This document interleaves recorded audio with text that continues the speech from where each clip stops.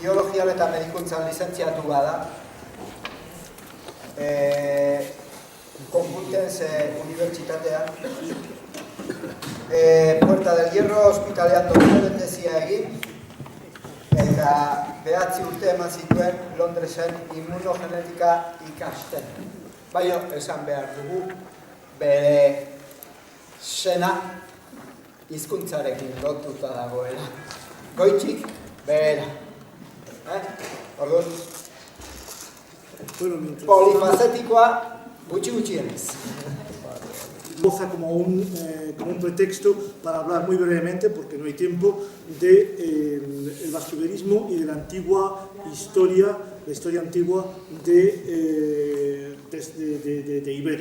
Iberia, que está íntimamente relacionada con el tubalismo y con el pueblo vasco. Entonces, el autor, el licenciado Poza, Andrés de Poza, nació en Amberes. No nació en Orduña, nació en Amberes en 1500, en el siglo XVI, en 1500 y pico, 1530 y algo, y murió en Madrid. Y entonces estuvo estudiando, fue catedrático en Donosti, estaba enseñando náutica, estudió leyes, estudió en Lovaina, estudió en Salamanca y posteriormente escribió esta obra que se llama De la antigua lengua, poblaciones, no solo lengua, poblaciones y comarcas de las Españas, en el paso que tocan algunas cosas de la Cantabria. Él entendía Cantabria, y por eso voy a pasar luego posteriormente, entendía Cantabria como donde se hablaba euskera, y donde se hablaba euskera para él era desde la Peña Amaya, Cunía, en Castilla, en Burgos, en el norte de Burgos, bajando a Soria, bajando a Osma, a Usama, y extendiéndose por supuesto por Navarra y Aragón y por los Pirineos. Entonces eso para él era Cantabria, de tal manera que los autores de esta época se refieren a la lengua vascongada o cantábrica indistintamente. Entonces en esta época, lengua cantábrica, el vascoiberismo ha llegado a ser un proscrito en la mitad del siglo XX. Tenemos aquí que en el siglo IV tenemos ya a Flavio Josefo, que ahora diremos algo sobre él, era un judío romanizado, y a San Jerónimo también en los siglos I y IV, que decían que la lengua antigua de las Españas era el euskera. Posteriormente Manuel Larramendi hizo un diccionario trilingüe, euskera, castellano-latín, que cristalizó la obra de algunos que faltan, que no están en este esquema, entre medias. Y entre los que faltan está uno muy principal, que es que en 1430 y pico, un italiano que se llamaba Annio de Viterbo, en Roma, escribió una historia de la antigua Iberia, incluyendo también su lengua. Y esta obra era un compendio de lo que se refería a Iberia, en fin, era un capítulo 22 dentro de una obra mucho más amplia. Pero en esta obra incluía conocimientos de Plinio, de Estrabón, de Diodoro Sículo y de Séneca, que dice cuando estaba exilado en Cerdeña que allí habían llegado los íberos y que tenían palabras iberas que eran muy parecidas a las euskéricas. En fin, hay una serie de conocimientos que fueron recogidos inmediatamente por Nebrija y presentados a Isabel la Católica, y fueron recogidos también, se le presentó al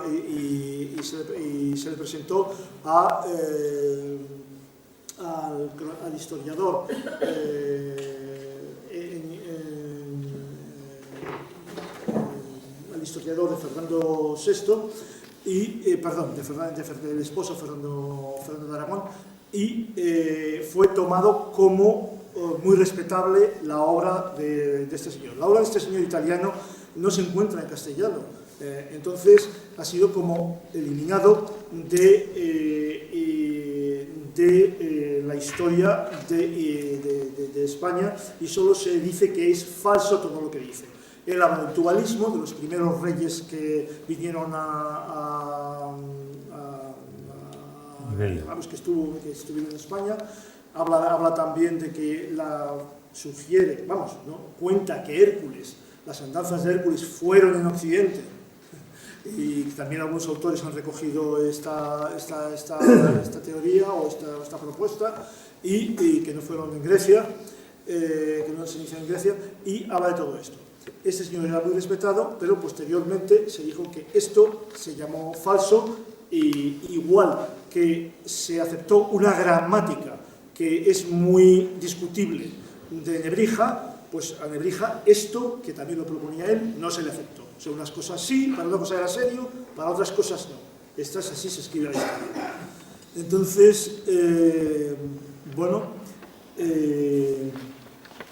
aquí tenemos a Flavio Josefo. Flavio Josefo era un judío del fariseo que se romanizó, se trasladó a Roma y se puso a trabajar al servicio de los emperadores.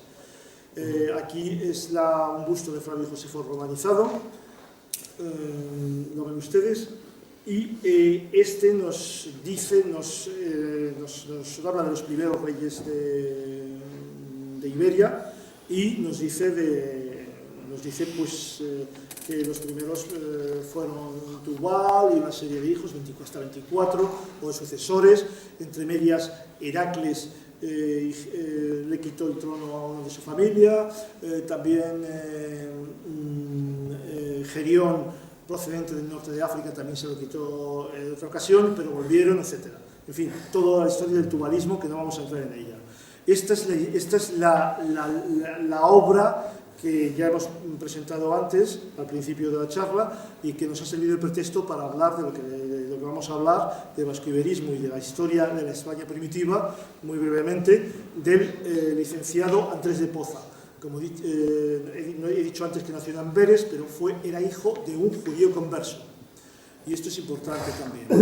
Entonces, de Poza no tenemos, o yo no tengo, no he encontrado ninguna imagen, pero sin embargo sí que hay calles en Euskal Herria dedicadas a él. Aquí tenemos una imagen de Esteban de Garibay, del contemporáneo de él, Esteban de Garibay, que nació en Mondragón y murió en Madrid. Entonces, este fue cronista de Felipe II y, realmente el licenciado Poza le nombra como maestro. Aunque son contemporáneos, Esteban de Garibay publicó antes su obra en Amberes. El licenciado Poza la publicó en Bilbao, unos 14 años después. Pero más o menos son muy similares. Y en cuanto a hablar no solo de lengua, sino de historiografía tubaliana de España. Que, por cierto, habría que revisar, porque tú has hablado, vamos a hacer un inciso también con Rivero Meneses. Rivero Meneses, nos está hablando de muchas cosas, todo el mundo aquí, mucha gente conoce lo que piensa Rivero Meneses, pero debería decir que antes que él ya se habían dicho una serie de cosas que él dice, aparte de otras de su propia cosecha, puesto que su obra quedaría mucho más sólida. Entonces, bien, sobre todo lo referente al tubalismo. Tú me puedes interrumpir quien quiera si quieres decir algo, pero vamos, que me parece muy bien el soneto que hizo hoy, el reconocimiento que hizo de tu padre. Nosotros lo conocimos en el año 2010, me parece, en Cizur, tu padre, en Cizurquil, cuando la bibliotecaria de Cizurquil, que se llama Arantxa, no sé cómo se llama el apellido, la bibliotecaria de Cizurquil nos dio un tomo, una copia de la obra, y tanto Pachi como yo dijimos que había que Pachi Agaña, dijimos que había que reeditar eso cuanto antes cuando nos pusimos en contacto contigo.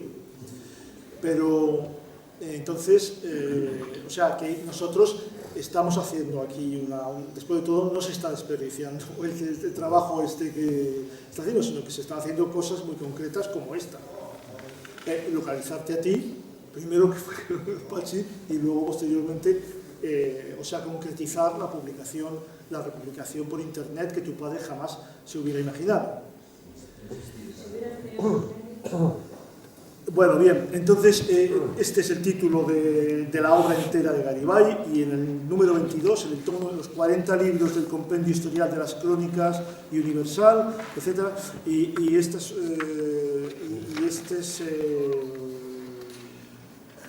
el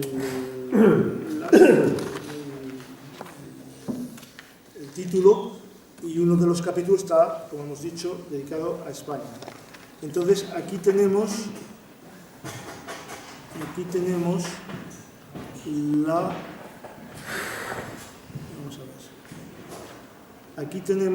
a Baltasar de Chávez, que nació en Zumaya y murió en México. Y en México publicó los discursos de la antigüedad de la lengua cántabra, lo que he dicho al principio. Cántabra y vascongada era más o menos sinónimo para este conjunto de autores. Este era ligeramente posterior a ellos. O sea, nació pues, como unos 7 u 8 años después, al finales de los 1500, que Poza y Garibay, y murió pues también 7 u 8 años después. Entonces publicó en México esta obra, y también se refiere a las lenguas, a la lengua vascongada, la lengua cantábrica. El ámbito de Cantabria es mucho mayor que el que hay ahora. Ya he explicado antes cómo conciben a Cantabria, y posteriormente también habla del tubalismo, es decir, Cantabria, lengua cantábrica, lengua vascongada, tubalismo. Todo esto viene de anteriores y de escritores antiguos, y en un momento dado el tubalismo se dijo que era falso y ya nadie ha investigado. Yo pienso que hay que volver no solo a leer la obra de Rivero Meneses, sino a leer la obra de Flavio Josefo, que es donde más completamente rico, que está publicada en castellano, en unos tomos, además en pequeño, varios tomos. Hace poco, la publicé hace 2 o 3 años, ir a la obra de Flavio Josefo, que ahí está detallado todo lo que dicen los historiadores clásicos, Diodorosículo, Plinio, Estrabón y algún otro cristiano. Están detallado ahí, y volver otra vez al tubalismo, a ver lo que hay de cierto en el tubalismo. No decir sencillamente que es falso, pues ya digo que el tubalismo fue creído por gente muy importante como Antonio de Nebrija, que se le creyó la gramática, que es dudosa, es para discutirlo otra vez, pero sin embargo en esto no se le creyó. Y bueno, él traía la obra de Año de Viterbo, como he repetido. También había que traducir la obra de Año de Viterbo, que es en italiano, al castellano, y analizarla. O sea, Año de Viterbo y Flavio Josefo. Había que ir otra vez ahí, y no a Rivero Meneses solamente, porque Rivero Meneses es que no lo explica. O sea, dice las cosas de una manera que a veces es muy chocante, y la gente se huye al no explicar una metodología, tenía que explicar eso. Pero bueno, estos dos autores son clave para entender todo lo que estos tres, el licenciado Poza, Garibay y Baltasar de Chávez, nos han puesto en el foco de la antigua historia de Iberia y el antiguo lenguaje de las Españas, o euskera.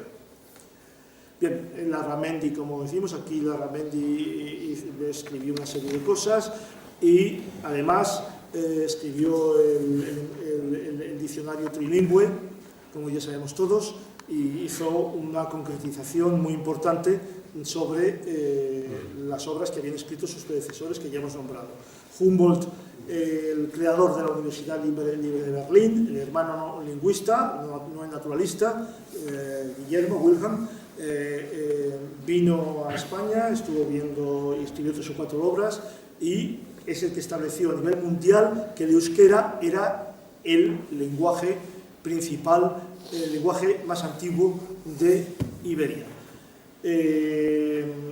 Respecto a la obra, bueno, ahora comentaremos 2 o 3 puntos, y tenía más para comentar, 2 o 3 puntos de la obra del licenciado Poza, pero ahora en su momento lo diremos. Bueno, luego surgieron antivasco-iberistas, pero en el siglo XX. Miguel de Unamuno no vamos a analizar en qué sentido era en sentido social, era antivasco-iberista. Antonio Tovar y Koldo Michelena no eran antivasco-iberistas, tenían una posición estadística, pero no era muy clara y tenían dudas. Y ahora la mayoría de los autores académicos ibéricos de la universidad son todos antivasco-iberistas y no han dejado entrar en la universidad a insignes profesores y estudiosos que se han tenido que quedar en institutos y no han tenido acceso a la universidad por el dogmatismo que aún sigue la Universidad Española. Ya he contado que cuando vino nuestro querido caudillo a ver las universidades había 500 catedráticos en toda España.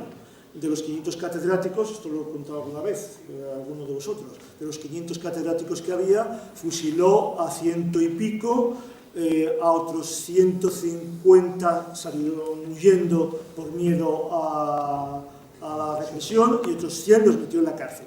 De tal forma que quedó un hueco muy importante para que el régimen nombrase a dedo a los nuevos catedráticos.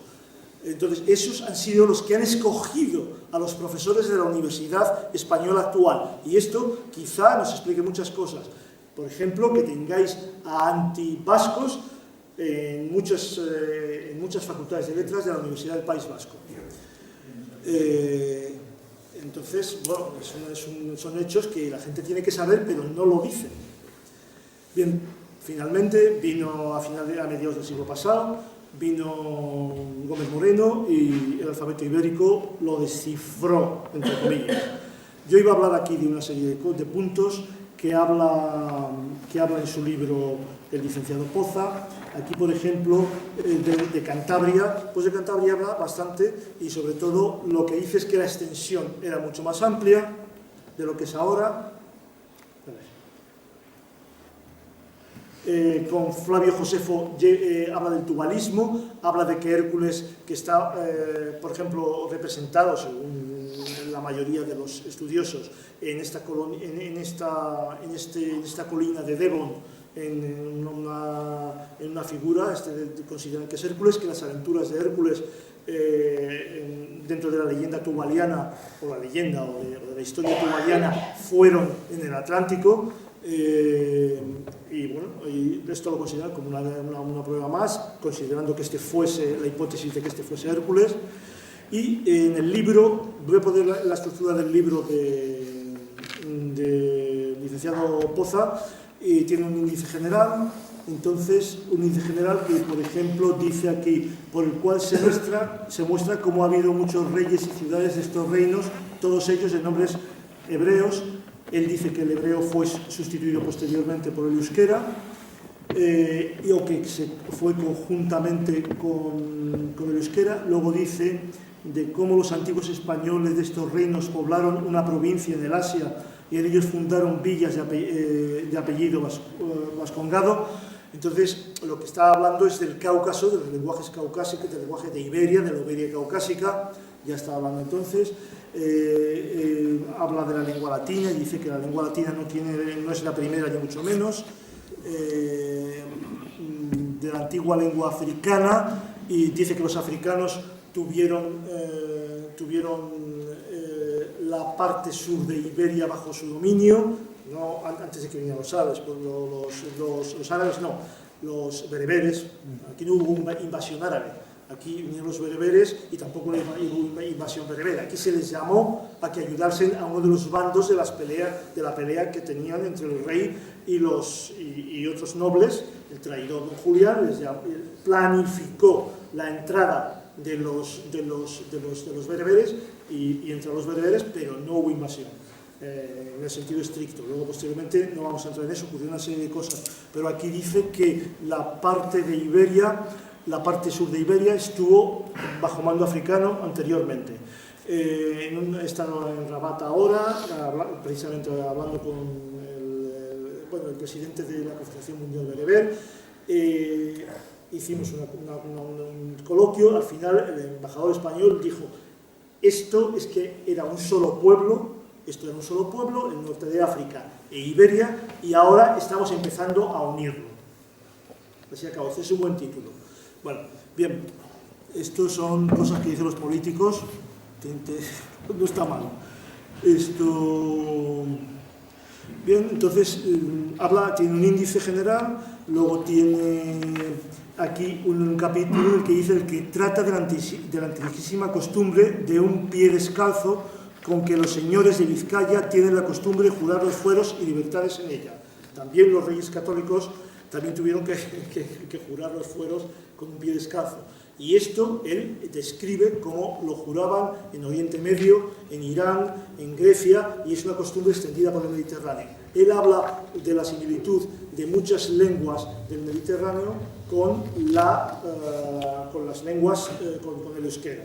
Entonces dice que el euskera fue el difusor de todas estas lenguas. Es posible.